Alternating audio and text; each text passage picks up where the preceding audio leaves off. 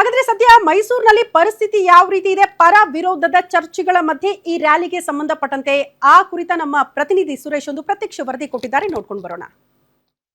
ನಾಡಹಬ್ಬ ದಸರಾ ಹಿನ್ನೆಲೆ ದಸರಾ ಉದ್ಘಾಟಕ್ಕೆ ಬಾನು ಮುಸ್ತಕ್ ಅವರ ಆಯ್ಕೆಯನ್ನು ವಿರೋಧಿಸಿ ಇದೀಗ ಹಿಂದೂ ಜಾಗರಣ ವೇದಿಕೆ ಹಾಗೂ ಬಿಜೆಪಿ ಚಾಮುಂಡಿ ಬೆಟ್ಟ ಚಲೋಗೆ ಕರೆಯನ್ನು ಕೊಟ್ಟಿತ್ತು. ಮುಂಜಾಗ್ರತಾ ಕ್ರಮವಾಗಿ ಮೈಸೂರಿನ ಸಂಗೊಳ್ಳಿ ರಾಯಣ್ಣ ವೃತ್ತದಲ್ಲಿ ಇದೀಗ ಬಿಜೆಪಿ ಕಾರ್ಯಕರ್ತರನ್ನ, ಹಿಂದೂ ಜಾಗರಣ ವೇದಿಕೆಯ ಕಾರ್ಯಕರ್ತರನ್ನ ವಶಕ್ಕೆ ಪಡೆಯಲು ಮೈಸೂರು ನಗರ ಪೊಲೀಸರು ಮುಂದಾಗ್ತಿದ್ದಾರೆ. ಏನಂದ್ರೆ ಬಾನು ಮುಸ್ತಕ್ ಅವರು ಕನ್ನಡ ವಿರೋಧಿ, ಹೀಗಾಗಿ ಕನ್ನಡಿಗರಿಗೆ ಕ್ಷಮೆಯನ್ನು ಕೇಳಬೇಕು. ಜೊತೆಗೆ ಸಂಪ್ರದಾಯಬದ್ಧವಾಗಿ ಕನ್ನಡಿಗರು ಏನು ಚಾಮುಂಡಿ ದೇವಿಯನ್ನು ಆರಾಧಿಸ್ತೇವೆ, ಆದರೆ ಬಾನು ಮುಸ್ತಕ್ ಅವರು ಕನ್ನಡ ವಿರೋಧಿಯಾಗಿ ಹೇಳಿಕೆಯನ್ನು ಕೊಡುವ ಮೂಲಕವಾಗಿ ಕನ್ನಡಿಗರಿಗೆ ಅಪಮಾನವನ್ನು ಮಾಡಿದ್ದಾರೆ. ಹೀಗಾಗಿ ಅವರ ಆಯ್ಕೆಯನ್ನು ರದ್ದುಪಡಿಸಬೇಕು ಅಂತೇಳಿ ಈಗಾಗಲೇ ಮಾಜಿ ಸಂಸದ ಪ್ರತಾಪ್ ಸಿಂಹ ಅವರು ಕೂಡ ಕೋರ್ಟ್ ಮೆಟ್ಟಿಲಿದ್ದಾರೆ.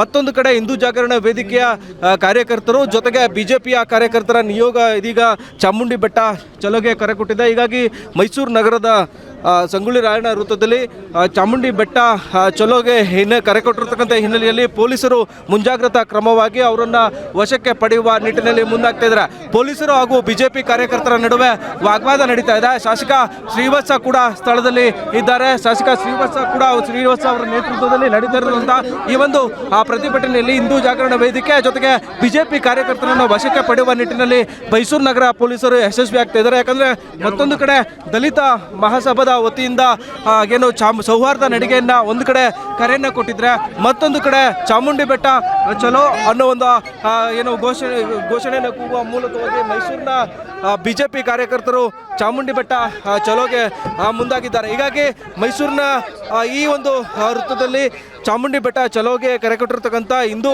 ಕಾರ್ಯಕರ್ತರು ಹಾಗೂ ಬಿಜೆಪಿ ಶಾಸಕ ಶ್ರೀವತ್ಸ ಅವರನ್ನು ವಶಕ್ಕೆ ಪಡೆಯುವ ನಿಟ್ಟಿನಲ್ಲಿ ಮೈಸೂರು ನಗರದ ಪೊಲೀಸರು ಮುಂದಾಗ್ತಿದ್ದಾರೆ. ಮತ್ತೊಂದು ಕಡೆ DSS ವತಿಯಿಂದ ಮೈಸೂರಿನ ಚಾಮುಂಡಿ ಬೆಟ್ಟ ಉಳಿಸಿ ಚಾಮುಂಡಿ ಬೆಟ್ಟಕ್ಕೆ ಯಾವ ರೀತಿ ಅಪಮಾನ ಆಗಬಾರ್ದು ಅನ್ನೋ ಒಂದು ಕಾರಣಕ್ಕಾಗಿ ಮತ್ತೊಂದು ಕಡೆ ಮೈಸೂರು DSS ಕಾರ್ಯಕರ್ತರು ಕೂಡ ಆಗಮಿಸಿದ್ದಾರೆ. ಅವರನ್ನು ಕೂಡ ವಶಕ್ಕೆ ಪಡೆಯುವ ನಿಟ್ಟಿನಲ್ಲಿ ಮೈಸೂರು ನಗರದ ಪೊಲೀಸರು ಮುಂದಾಗ್ತಾ ಇದ್ದಾರೆ. ಆ ಒಂದು ದೃಶ್ಯಾವಳಿಗಳನ್ನು ಕೂಡ ನೀವೀಗ ನೋಡ್ಬೋದು. ಎರಡೂ ಸಂಘಟನೆಗಳ ಕರೆ ಕೊಟ್ಟಿರ್ತಕ್ಕಂಥ ಹಿನ್ನೆಲೆಯಲ್ಲಿ ಸಂಘಟಕರನ್ನು ಕೂಡ ವಶಕ್ಕೆ ಪಡಿತಿದ್ದಾರೆ. ಜೊತೆಗೆ ಮಹಿಳಾ ಕಾರ್ಯಕರ್ತರು, ಬಿಜೆಪಿ ಮಹಿಳಾ ಕಾರ್ಯಕರ್ತರನ್ನು ಕೂಡ ವಶಕ್ಕೆ ಪಡಿತಾ ಇರುವಂತಹ ದೃಶ್ಯಾವಳಿಗಳನ್ನ ನೀವೀಗ ನೋಡಬಹುದು.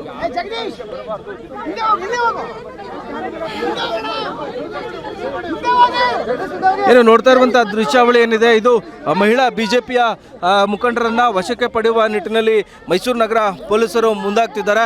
ಚಾಮುಂಡಿ ಬೆಟ್ಟಕ್ಕೆ ಕೊಟ್ಟಿರ್ತಕ್ಕಂಥ ಕರೆ ಅದನ್ನ ವಾಪಸ್ ಪಡಿಬೇಕು. ಜೊತೆಗೆ ಬೆಟ್ಟಕ್ಕೆ ಸಂಬಂಧಪಟ್ಟಂತ ಚಾಮುಂಡಿ ಬೆಟ್ಟದಲ್ಲಿ ಅರಣ್ಯ ಪ್ರದೇಶ ಆಗಿರೋದ್ರಿಂದ ಅಲ್ಲಿ ವನ್ಯ ಪ್ರಾಣಿಗಳಿಗೆ ತೊಂದರೆ ಆಗುತ್ತೆ ಅನ್ನೋ ಒಂದು ಕಾರಣಕ್ಕೋಸ್ಕರ ಅವುಗಳಿಗೆ ಅನುಮತಿಯನ್ನ ಮೈಸೂರು ನಗರ ಪೊಲೀಸರು ನಿರಾಕರಣೆಯನ್ನು ಮಾಡಿದ್ರು. ಹೀಗಾಗಿ ಮೈಸೂರು ನಗರ ಪೊಲೀಸರ ನಿರಾಕರಣೆಯ ನಡುವೆಯೂ ಕೂಡ ಚಾಮುಂಡಿ ಬೆಟ್ಟ ಚಲೋಗೆ ಮುಂದಾಗಿದ್ದಂತಹ ಬಿಜೆಪಿಯ ಕಾರ್ಯಕರ್ತರನ್ನ ವಶಕ್ಕೆ ಪಡೆಯುವಲ್ಲಿ ಮೈಸೂರು ನಗರ ಪೊಲೀಸರು ಮುಂದಾಗ್ತಾರೆ. ಆ ಒಂದು ದೃಶ್ಯಾವಳಿಗಳನ್ನ ನೀವೀಗ ನೋಡಬಹುದು.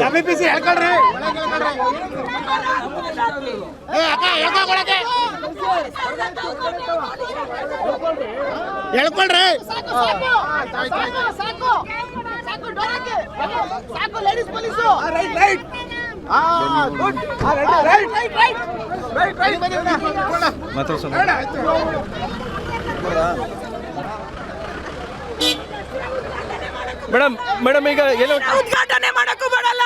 ಹಿಂದೂ ವಿರೋಧಿ ಸರ್ಕಾರ.